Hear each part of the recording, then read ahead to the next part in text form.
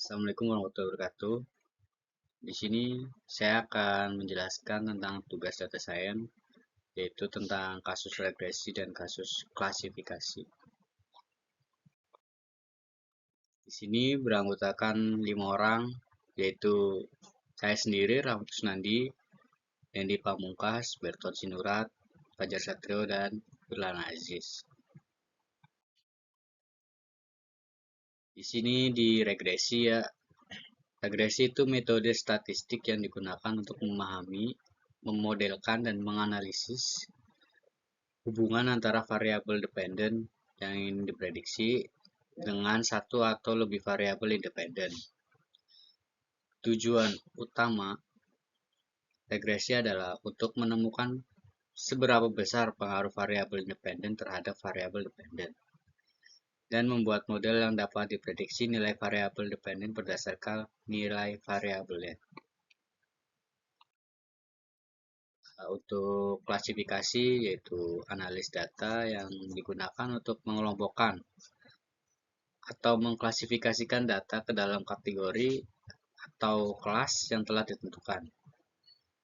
Klasifikasi ini termasuk dalam kategori pembelajaran mesin supervised learning ya, yaitu pembelajaran terawasi yang berarti model dilatih menggunakan data yang telah diberi label. Itu data yang dengan kelas atau kategori yang diketahui sebelumnya. Di sini kita akan membahas kasus regresi dan kasus klasifikasi.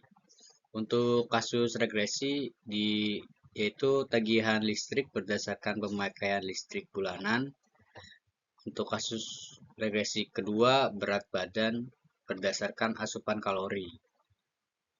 Untuk kasus klasifikasi pertamanya penyakit jantung ya. Yang kedua pembelian sepatu online. Ya, kasus regresi 1. Seorang pengguna rumah tangga ingin memprediksi berapa besar tagihan listrik mereka pada bulan depan berdasarkan penggunaan listrik di bulan-bulan sebelumnya. Persamaan regresi Y sama dengan A plus BX. Dari data ini yang sudah ditampilkan, yaitu pemakaian listrik dan tagihan listrik dari bulan Januari sampai Desember, Y sama dengan tagihan listrik, X sama dengan pemakaian listrik. A. Intercept nilai tagihan dasar saat pemakaian listrik sama dengan 0. Slope koefisien regresi menunjukkan peningkatan tagihan untuk setiap kenaikan 1 kW pemakaian listrik. Regresi linear sederhana untuk memprediksi listrik berdasarkan pemakaian listrik. Persamaan regresi Y sama dengan 371,30 ditambah 1405 ditambah 85 dikali X. Intercept 37,130 ini adalah perkiraan tagihan listrik jika pemakaian listrik adalah 0 kWh, walaupun secara praktis tidak relevan di kasus nyata. Koefisien B 1405,85. Setiap tambahan 1 kWh pemakaian listrik akan menambah tagihan listrik sebesar 1405,85 rupiah. R squared 0,986. Ini berarti model menjelaskan sekitar 98,6% variasi dalam data tagihan listrik yang menunjukkan bahwa model regresi ini sangat akurat.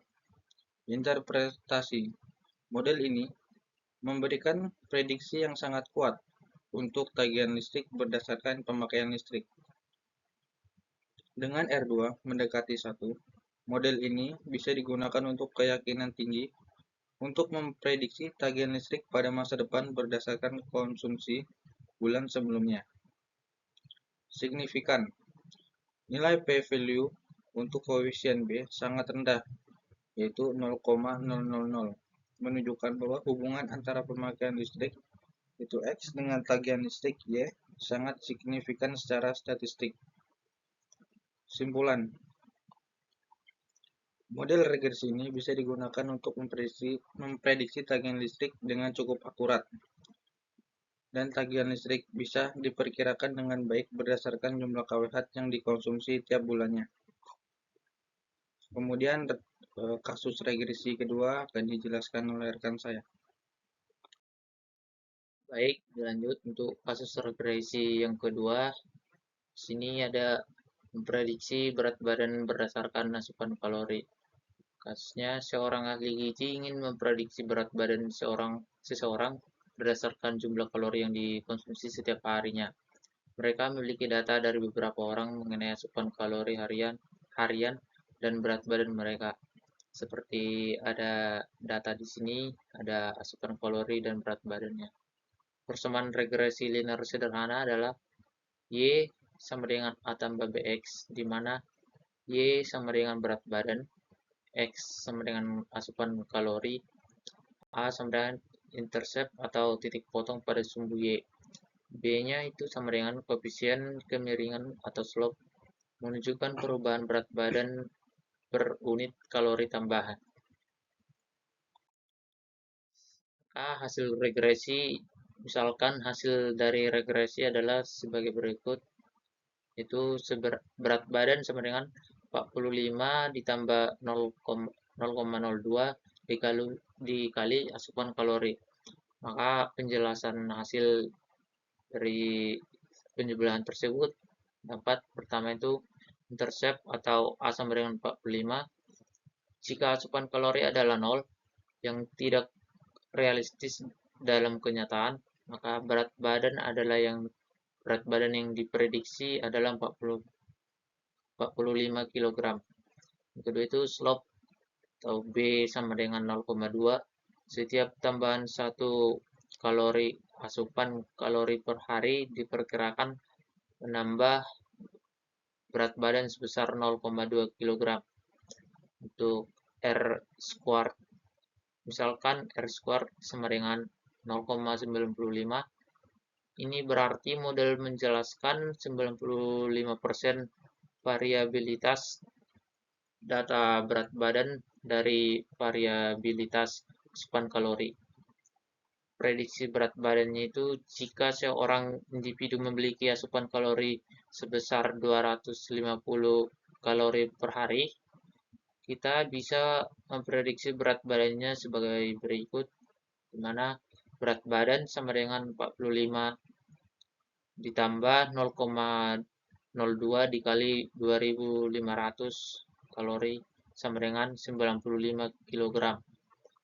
Maka kesimpulan dari itu, model regresi linear ini memberikan alat untuk memprediksi berat badan seorang berdasarkan jumlah asupan harian mereka. Semakin tinggi asupan kalori, berat badan juga cenderung naik sesuai dengan model.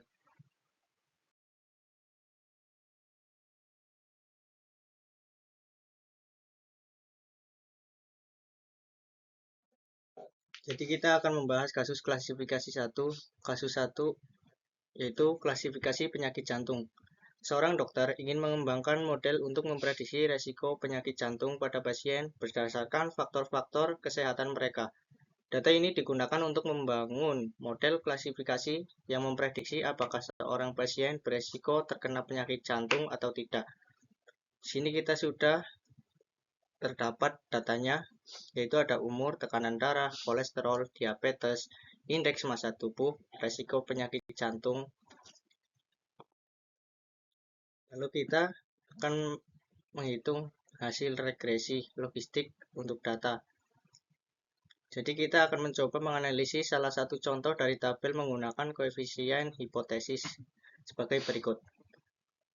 Intercept 5,5, umur 0,06, tekanan darah 0,02, kolesterol 0,01, diabetes 0,8, BMI 0,1. Berikut ini langkah-langkah menghitung probabilitas dengan regresi logistik. Pertama, persamaan regresi logistik. Lalu kita hitung dengan rumus yang sudah tertera. Lalu hasilnya logaritma P1 min P sama dengan minus 5,5 ditambah 3,3 tambah 2,8 tambah 2,5 tambah 0 ditambah 2,45, jadi hasilnya 5,55. Lalu konversi ke probabilitas menggunakan fungsi sigmoid untuk menghitung probabilitas.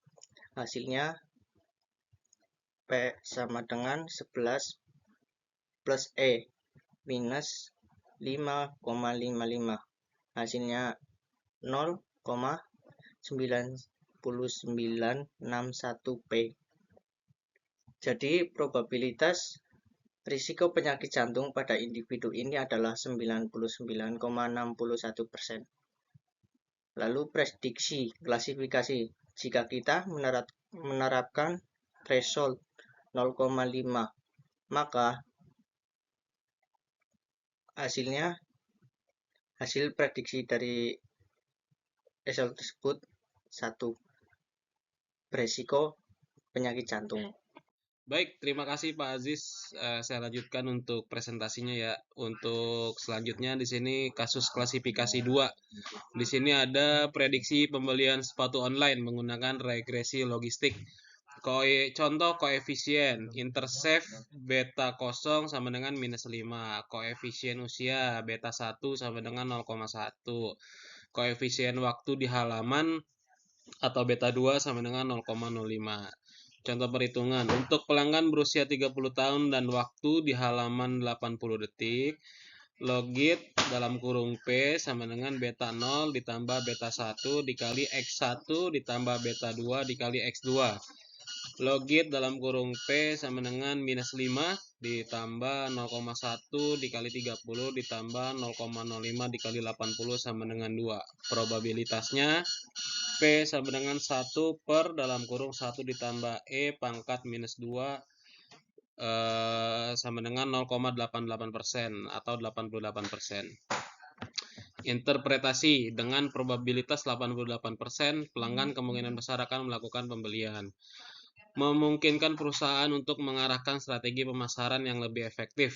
Kesimpulan, regresi logistik efektif untuk memprediksi perilaku pembelian, data dan analisis yang tepat dan meningkatkan strategi pemasaran. Pemahaman pola perilaku pemasaran sangat penting.